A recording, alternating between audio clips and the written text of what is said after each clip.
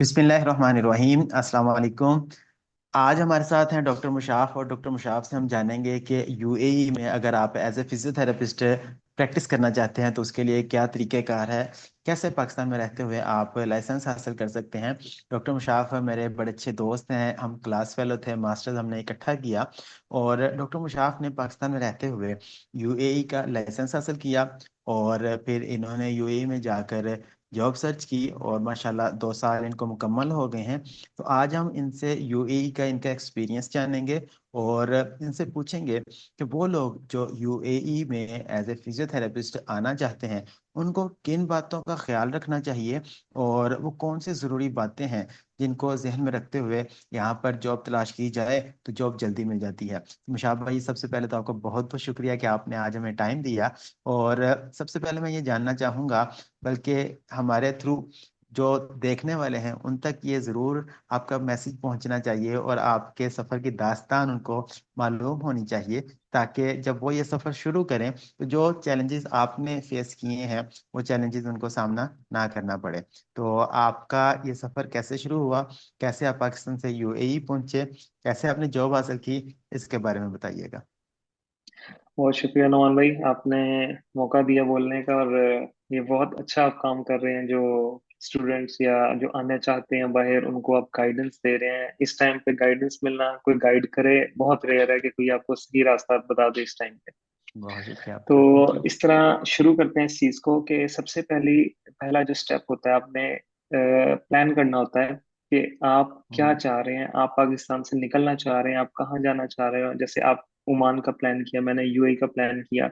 सबसे हम्म। पहला स्टेप होता है प्लान। आपने सबसे पहले प्लान ठीक है। करना है, इरादा करना है, हम्म। और फिर आपने उसके ऊपर वर्किंग शुरू कर देनी है। जैसे मैंने यूएई का प्लान किया, मैं आपको अपनी जी एग्जांपल जी। देता हूँ। मैंने यूएई का प्लान हम्म। किया, मैंने सर्च किया कि क्या स्टेप्स हैं, कैसे किया जाता है। मैंने ऑनलाइन चेक किया, मैंने डीएचए की हम्म। वेबसाइट पे गया, मैंने सारे स्टेप्स देखे उनको। अब हम्म। सबसे जो मेन चीज है, हम सारी कंट्रीज को फिलहाल छोड़ते हैं, हम फिलहाल यूएई पे फोकस करते हैं आज। तो ठीक है। यूएई पे अगर आपने आना है तो आपको सबसे पहले पता होना चाहिए कि यूएई के अंदर इस टाइम पे 3 लाइसेंस चल रहे हैं। सबसे पहला ओके। लाइसेंस है डीओएच के नाम से, जो अबू धाबी और ओके। अल आइन में चलता है। Second number okay. पे लाइसेंस आता है डीएचए, जो सिर्फ आपका हम्म। दुबई सिटी के अंदर चलता है। तीसरे नंबर पे ओके। आपका आता है एमओएच, मिनिस्ट्री ऑफ हेल्थ का। ओके। अब इसमें यह है कि जो मिनिस्ट्री ऑफ हेल्थ है, इसके नीचे 5 स्टेट्स आती हैं, 5 सिटीज आती हैं, जो Sharjah, Ajman, Umm Al Quwain, ras al Khaimah और फुजेरा।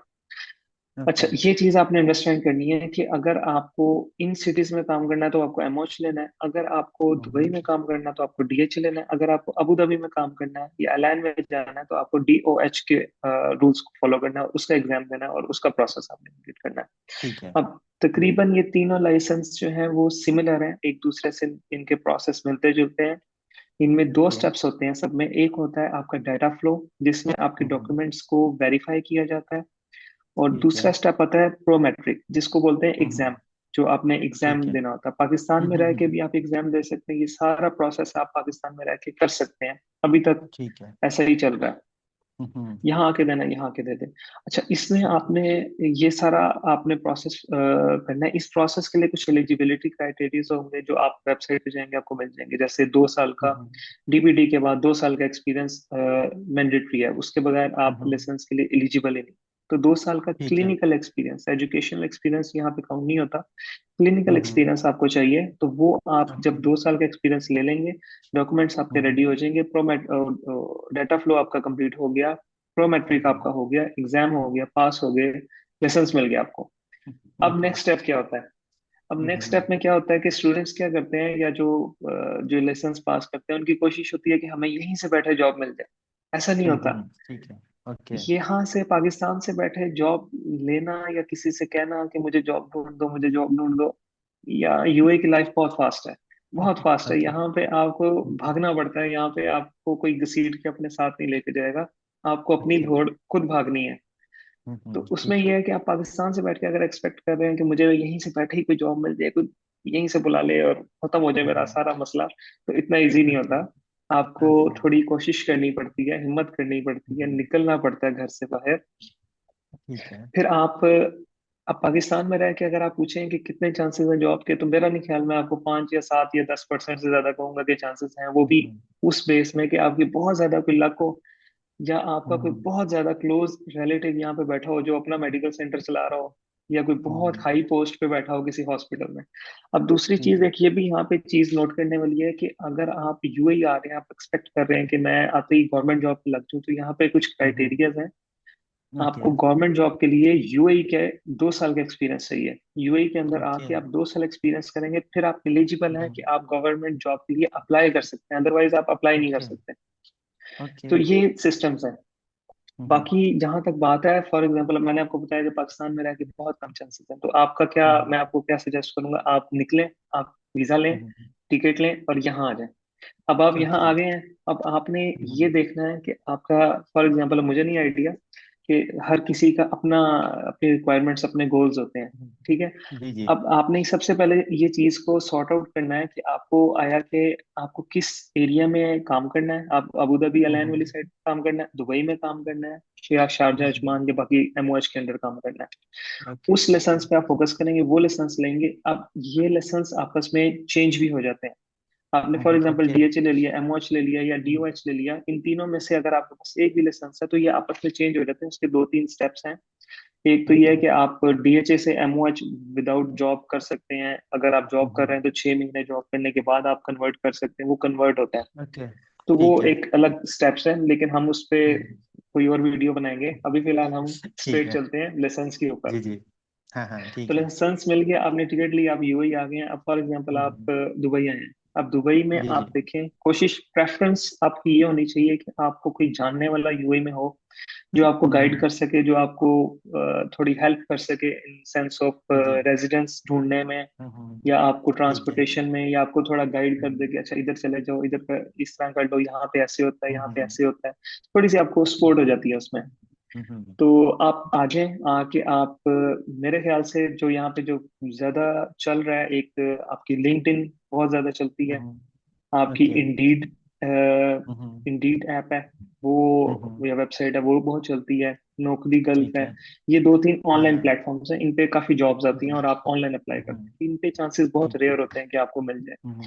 सेकंड चीज, ओके, जिससे हम लोग या हमारे क्लास फेलोज आपको याद होगा, हम्म, आए यहाँ जी, पे जी, 1-1 साल तक रहे हैं, जॉब हंट करते रहे हैं। मुझे, जी, मैं जी, यहाँ पे आया हूँ, मुझे तकरीबन 5 या 6 महीने लग गए थे जॉब मिलते मिलते। हम्म, 5-6 महीने मैं कोई सारे स्टेट्स में गया हूँ, सारी जगह पे घूमना पड़ता है, हंट जबरदस्त, करनी पड़ती है, हम्म, भागना पड़ता है। और आज सीरीज। मुशाब भाई हमारी ये गपशप लगाने का मकसद भी ये है कि हमारे देखने वालों को ये पता चल सके, जब आपने जहन बना लिया तो फिर इस सफर में आपको दुश्वारियां भी आएंगी, आपको बहुत सारे चैलेंजेस का सामना भी करना पड़ेगा, तो डेफिनेटली आपने मेंटली प्रिपेयर रहना है। जब आप चलते रहेंगे तो डेफिनेटली आप अपनी मंजिल तक पहुंच ही जाएंगे। पहुंच और जाएंगे जिस बिल्कुल। तरह आपने बताया कि आपने 5-6 माह यहाँ पर सर्च की, और बड़ी बात ये थी कि उस वक्त हमें इस तरह से गाइड करने वाले लोग मौजूद नहीं थे। हमने जो कुछ भी किया वो अपने बलबूते पर किया, स्ट्रगल की, कोशिश की, वहां पहुंचे। तो एटलीस्ट जो हमें देखने वाले हैं उनको ये सहूलत रहेगी कि वो हमारे तजर्बे से सीख सकते हैं। तो जब आपने शाह भाई जॉब सर्च की थी तो उस वक्त आपको क्या क्या चैलेंजेस थे और आपने किस तरह से जॉब हंट की? लेकिन वन वीक चैलेंजेस ये होते हैं कि बेसिकली मेरे पास कुछ एज था कि मेरी यहाँ पे फैमिली ऑलरेडी सेटल्ड थी, तो मुझे इस चीज़ की हम्म, एज थी कि मुझे ट्रांसपोर्टेशन का, रहाइश का, हम्म, खाने पीने का, मुझे कोई वो इतना चैलेंज फेस नहीं करना पड़ा। लेकिन जो हमारे ठीक कोलीग्स है, हैं उनके लिए ये बड़ा एक चैलेंजिंग था बहुत बड़ा कि उनका चैलेंज यहाँ होगा पे तो। कोई भी नहीं था, कि उनको आके जी, खुद अपनी रेजिडेंस ढूंढनी पड़ी। आपको हम्म, कोई इतना आपको हेल्प नहीं यहाँ पे करेगा, चाहे जी, जी, आपका कोई थोड़ा करीबी दोस्त भी है, लेकिन डेफिनेटली एक वो हद तक ही अपनी कोई लाइफ में गाइड कर बिजी है। सकता है, हेल्प कर सकता है। हाँ। तो वो आपको बेसिकली आपको थोड़ा बहुत हेल्प कर देगा कि चलो इस एरिया में रह लो इसमें, या आपको रेजिडेंस थोड़ी हम्म, बहुत अरेंज कर देगा। अब आपको, वो ठीक है, लोग जो जिनका यहाँ पे कोई भी नहीं है उनके लिए थोड़ा सा डिफिकल्ट है कंपैरेटिवली, जिनका यहाँ पे हम्म, कोई रह रहा है ऑलरेडी। जी, आके जी, सबसे पहले आपका रहाइश का इश्यू होता है, आपका वो खाने पीने हम्म, का इश्यू होता है। यहाँ की जरा लाइफस्टाइल पाकिस्तान से बहुत ज्यादा डिफरेंट है। जिस तरह हम्म, पाकिस्तान में आप तो बड़ी है, एक आजाद लाइफ और बड़ी एक जी, जी, इंडिपेंडेंट सी और खुली सी लाइफ जी रहे होते हैं, यहाँ पे थोड़ी सी हाँ, हाँ, लिमिटेड लाइफ मुश्किल है, होती थोड़े है, रूल्स हैं, रेगुलेशंस हैं, आप अकेले होते हैं, सबसे बड़ी चीज। जी, डेफिनेटली अगर आप जॉब हंट करने के लिए आ रहे हैं तो आप फुल अपार्टमेंट या कोई फुल स्टूडियो वगैरह तो अफोर्ड नहीं कर पाएंगे, क्योंकि आप भी जॉब बिल्कुल, सर्च बिल्कुल, कर रहे हैं, तो आप बेसिकली शेयरिंग में रहते हैं। जब आप ठीक है, पाकिस्तान से आते हैं ना, तो शेयरिंग आपके लिए एक बहुत नई चीज होती है और बहुत एक डिफरेंट एक्सपीरियंस होता है, वो जी भी जी। डिफरेंट नेशनैलिटीज के साथ। तो ये एक बड़ा चैलेंजिंग होता है कि इस तरह के एनवायरनमेंट में खुद को सरवाइव करना। ओके। तो बाकी खाने पीने का भी इशू होता है डेफिनेटली। घर आप पाकिस्तान में रह रहे हैं, खाना बन के आपके सामने आ रहा है प्लेट में, तो यहाँ जी पे जी। ये चीजें भी एक इश्यूज आती हैं। उसके बाद सेकंड चीज आपकी आती है, आपको हंट करना जॉब के लिए। आप हाँ हाँ। निकलते हैं, आप ऑनलाइन देखते हैं कि कहाँ कहाँ मेरे घर के पास मेडिकल सेंटर्स हैं जहाँ पे भी आपकी रेजिडेंस होती है। आप वो सारा ठीक है। ऑनलाइन सर्च करते हैं, उसको लिखते हैं, आप उनके मोबाइल नंबर से उनसे कांटेक्ट करते हैं, उनकी टाइमिंग देखते हैं, अपनी सीवी प्रिंट करते हैं, और एक एरिया स्पेसिफिक कर लेते हैं कि आज मेरा ये एरिया है स्पेसिफिक, ये मेरा स्क्वायर है, ये ये ठीक 10 है। सेंटर हैं जिसमें मैंने आज जाना है। तो आप 10 हम्म, सीवीज प्रिंट कराते हैं, उन 10 सेंटर्स में जाते हैं, उनमें जाके आप सीवीज ड्रॉप करते हैं, उनके एचआर से मिलते हैं अगर आपको मौका मिले। ठीक है।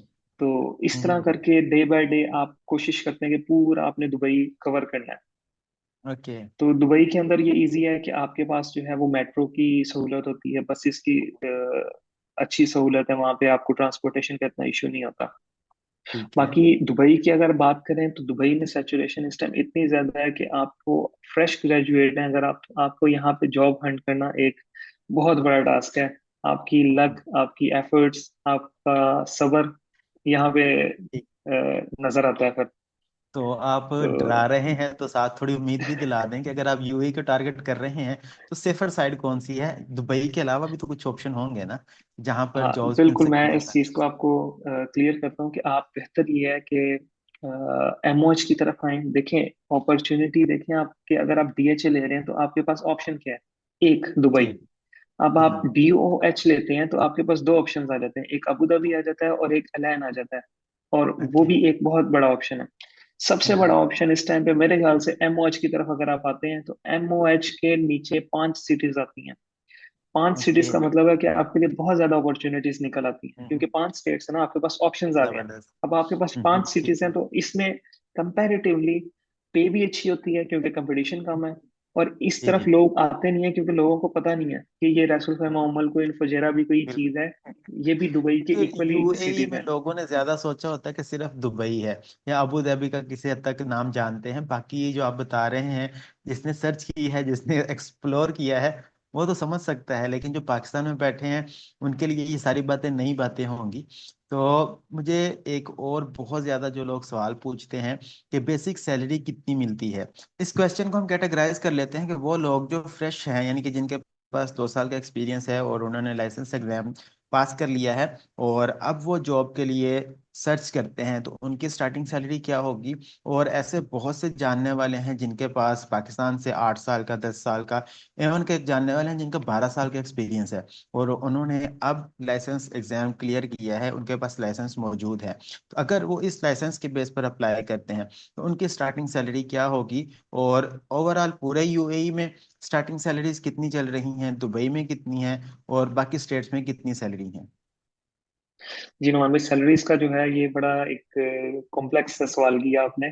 ये डिपेंड हम्म, करता है कि आप जब इंटरव्यू दे रहे होते हैं ना, बेसिकली वो पॉइंट ऐसा होता है कि उसमें आपने अपनी सैलरी खुद बनानी होती है, कि ओके। वो आपके आपके आपका लेवल, आपकी नॉलेज, आपकी स्किल्स को देख के वो आपको सैलरी ऑफर करते हैं, और उसके ऊपर आपकी ये भी स्किल होती है कि आप कैसे उनसे पैसे बढ़ाते हैं, दिलवाते अपनी हैं। सैलरी कैसे इंक्रीज करते हैं, वो ये आपका ओके। टैलेंट है। ये आपका, ओके। ये आपके ऊपर डिपेंड करता है। बेसिकली मार्केट की अगर बात करें, दुबई की अगर हम बात करें डीएचए के अंडर, तो तकरीबन स्टार्टिंग सैलरी ऑलमोस्ट 3,500 से लेके ऑलमोस्ट 5-6 थाउजेंड तक जाती है दुबई में फ्रेश ओके। ग्रेजुएट्स की। ठीक है। कंपैरेटिवली अगर आप डीओएच की तरफ जाते हैं तो डीओएच ज्यादा ऑफर कर रहा है। वहां ओके। पे स्टार्टिंग सैलरी फ्रेश ग्रेजुएट्स की ऑलमोस्ट तकरीबन 6,000 से स्टार्ट होती है, 6 से ओके। लेके 8-9 तक जाती है। और ठीक। अगर आप एमओएच की तरफ आ जाएं तो एमओएच इन दोनों के बीच में स्टैंड करता है, तकरीबन 5 से 7 के बीच में स्टैंड करता है, 5-7-8 के बीच में एमओएच के अंदर आपको पे मिल जाती है। अब इन 3 स्टेट्स का मकसद क्या है? अब दुबई बहुत एक्सपेंसिव है, ऊपर से वो सैलरी भी कम ऑफर कर रहा है क्योंकि वहां पे कंपटीशन बहुत है, तो उसमें आपको बचता कुछ नहीं है। आपको लाइफस्टाइल तो अच्छी मिल जाती है, एक अच्छा इन्वायरमेंट मिल जाता है, एक लग्जरीज तो नहीं मिलती लेकिन एक मजे का लाइफस्टाइल मिल जाता है ठीक दुबई का है। डेफिनेटली। अगर आप अबू धाबी की तरफ जाते हैं तो अबू धाबी कंपैरेटिवली एक्सपेंसिव है बहुत ज्यादा। ओके। उधर आपकी रेजिडेंस महंगी है, खाना पीना महंगा है, होटलिंग एक्सपेंसिव है, ट्रांसपोर्टेशन एक्सपेंसिव है।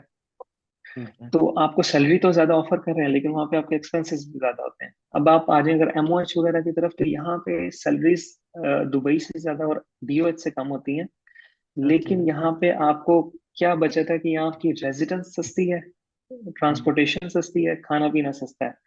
यहाँ पे ओके। आपको थोड़ा सा एज मिलता है, और प्लस 5 सिटीज हैं तो आपके पास अपॉर्चुनिटीज भी ज्यादा है, कि आपके पास ज्यादा ठीक है। ऑप्शंस होते हैं, क्योंकि 5 स्टेट्स हैं, ज्यादा सेंटर्स हैं, ज्यादा हॉस्पिटल्स हैं। अच्छा तो मुशाब भाई, अकोमोडेशन के वाले से हमें बताइएगा कि ओमान में तो मोस्टली जो एम्प्लॉयर हैं वो अकोमोडेशन की फैसिलिटी देते हैं। तो ओवरऑल यूएई में ऐसी फैसिलिटी है या आपको अपनी रेजिडेंस खुद ही अरेंज करना पड़ती है? यहाँ पे तकरीबन नवान भाई ऑलमोस्ट सब लोग अपने रेजिडेंस खुद अफोर्ड करते हैं। कोई कंपनी या कोई मेडिकल सेंटर या कोई हॉस्पिटल आपको रेजिडेंस वो ऑफर नहीं करेगा। ओके। अच्छा अलाउंसेस में मुशाब। आपको हो सकता है कि ऐड कर दें, लेकिन आपको ओके अकोमोडेशन नहीं देंगे। Okay okay okay. ओके मुशाब भाई, एक और अहम सवाल के जब हम लाइसेंस हासिल करके यूएई पहुंच जाते हैं तो किन स्किल्स को जहन में रखना ज़रूरी है? किन स्किल्स पर अगर एक यहाँ पर फ्रेश आना चाहते हैं जो लोग न्यू कमर्स हैं, वो बाकी सारी स्किल्स के साथ साथ ऐसी और कौन सी स्किल्स हैं जिनको जहन में रखना ज़रूरी है? डेफिनेटली उन्होंने लाइसेंस एग्जाम पास किया है, लाइसेंस हासिल किया है, तो उनके पास प्रोफेशनल स्किल्स तो होंगी। तो इसके साथ में आप क्या समझते हैं और कौन कौन सी स्किल्स का होना जरूरी है? लेकिन नॉर्मली फिजियोथेरेपी स्किल्स तो आप जब फिजियोथेरेपी कर लेते हैं आपके पास स्किल्स आ जाती हैं। उसके बाद आपको क्या चीज बाकियों से डिफरेंट करती है, वो आपकी मेन चीज आती है, आपकी कम्युनिकेशन। कि आप हम्म। खुद को कैसे प्रेजेंट कर सकते हैं, आपकी वर्डिंग, आपकी बॉडी लैंग्वेज, आप खुद को कैसे प्रेजेंट कर रहे हैं, कैसे शो कर रहे हैं सामने वाले इंटरव्यू जो ले रहा है उसको। ये चीज बहुत मैटर करती है। आपने उसको अट्रैक्ट करना होता है कि भाई मैं कुछ हूँ। तो ये ओके। आपकी चीज बहुत ज्यादा मैटर करती है, क्योंकि वहां जब आप इंटरव्यू दे रहे थे वहां पे आपकी कोई स्किल चेक नहीं कर रहा था, आपने अपने आप को अपने वर्ड्स से मनवाना होता है कि मैं कुछ हूँ। और ये ओके। चीज इसके अंदर ये चीज बहुत आती है कि आपकी कम्युनिकेशन बहुत ज्यादा स्ट्रांग होनी चाहिए, आपको पता हो कि मैंने खुद को कैसे प्रेजेंट करना है उस सामने वाले के पास। दूसरी चीज यहाँ पे नोमान भाई, अगर मैं कहूँ कि एक चीज जो आपको मैं गोल्डन टिप दूं, वो ये है कि अगर आपको बहुत जल्दी जॉब चाहिए तो मेरा आपको सजेशन ये है कि आप अरेबिक लैंग्वेज सीखें। ओके। अरेबिक लैंग्वेज वाले को यहाँ पे, अगर दूसरे को 50% है ना, तो अरेबिक वाले को 100% चांसेस है जॉब मिलने के। आपको उससे डबल प्रायोरिटी मिलेगी। अगर आपको अरेबिक लैंग्वेज आती है तो वो आपको बहुत जल्दी हायर करेंगे। तो ये एक गोल्डन टिप थी जो हो सकता है आपके काम आ जाए। जबरदस्त जबरदस्त। अच्छा शाह भाई, आपको मैं ज्यादा टाइम नहीं लूंगा, इसको हम समराइज करते हैं। तो आप बस ये बता दीजिए कि पेशेंट्स का किस तरह का डिफरेंस है पाकिस्तान में और यूएई में? किस तरह के पेशेंट्स आपको ज्यादा देखने को मिलते हैं और पेशेंट्स से आप क्या सीख रहे हैं आजकल, ताकि हम भी आपसे कुछ सीख सकें। नॉन भाई, ये तो आपने बड़ा मुश्किल सा सवाल कर दिया है। बेसिकली यहाँ पे पेशेंट्स और पाकिस्तान में डिफरेंस ये है कि मैं जिस जगह पे बैठा हूँ ना नुमान भाई, ये थोड़ा सा बैकवर्ड एरिया यूएई का। लाइक रैसुल खैमा एक बहुत ज्यादा मॉडर्नाइज्ड सिटी नहीं है। सिटी तो है लेकिन comparatively Sharjah, Dubai, Abu Dhabi से थोड़ी सी बैकवर्ड है। तो यहाँ पे मुझे थोड़ा सा पेशेंट एजुकेशन के ऊपर वर्किंग ज्यादा करनी पड़ती है, कि पेशेंट को बताना पड़ता है कि भाई क्या क्या करना है, क्या करना है, क्यों करना है, कि फिजियोथेरेपी का क्या मकसद है और इसकी क्या इंपॉर्टेंस है। पेशेंट्स हाँ आते हाँ। हैं क्योंकि ठीक। रेफरल भी है और पेशेंट्स को कुछ को पता भी है, लेकिन उनको इतना नहीं डिटेल पता होती कि फिजियोथेरेपी में होता क्या है। तो मेरा ज्यादा जो टाइम लगता है ना पेशेंट के साथ, वो ये लगता है कि उनको समझाना होता है कि फिजियोथेरेपी होती क्या है, इसमें करते क्या है और क्या इसकी इंपॉर्टेंस है। Comparatively Dubai, Abu Dhabi, Sharjah, वहां पे आपको इस चीज पे वर्किंग नहीं करनी पड़ती। पेशेंट्स बहुत फ्रेंडली होते हैं यहाँ पे, रूड नहीं होते। पाकिस्तान में भी खैर फ्रेंडली होते हैं। बाकी जहाँ तक केस है तो केस तकरीबन सेम ही होते हैं, जिस तरह के पाकिस्तान में आपको केस देखने को मिलते हैं ऑलमोस्ट वैसे ही सेम सिमिलर केस आपको यहाँ पे भी देखने को मिलते हैं। ठीक है। चलो मुशाब भाई, आपका बहुत बहुत शुक्रिया। और मैं उम्मीद करता हूँ कि इस वीडियो से हमारे देखने वालों को बहुत ज़्यादा फ़ायदा पहुंचा होगा। और अगर आप कोई बात पूछना चाहते हैं तो आप कमेंट्स में पूछ सकते हैं। अगर आप हमसे प्रोफेशनल सर्विसेज लेना चाहते हैं तो आप दिए गए नंबर्स पर रब्ता करके हमसे प्रोफेशनली कंसल्ट भी कर सकते हैं। डॉक्टर मुशाफ यूएई में मौजूद हैं। अगर आप इनसे 1-to-1 सेशन लेना चाहते हैं तो भी आप दिए गए नंबर्स पर रब्ता कर सकते हैं। अपना फीडबैक देना मत भूलिएगा। अपना और अपने प्यारों का बहुत सारा ख्याल रखिए। दुआ में याद रखिएगा। अल्लाह हाफिज। अल्लाह हाफिज।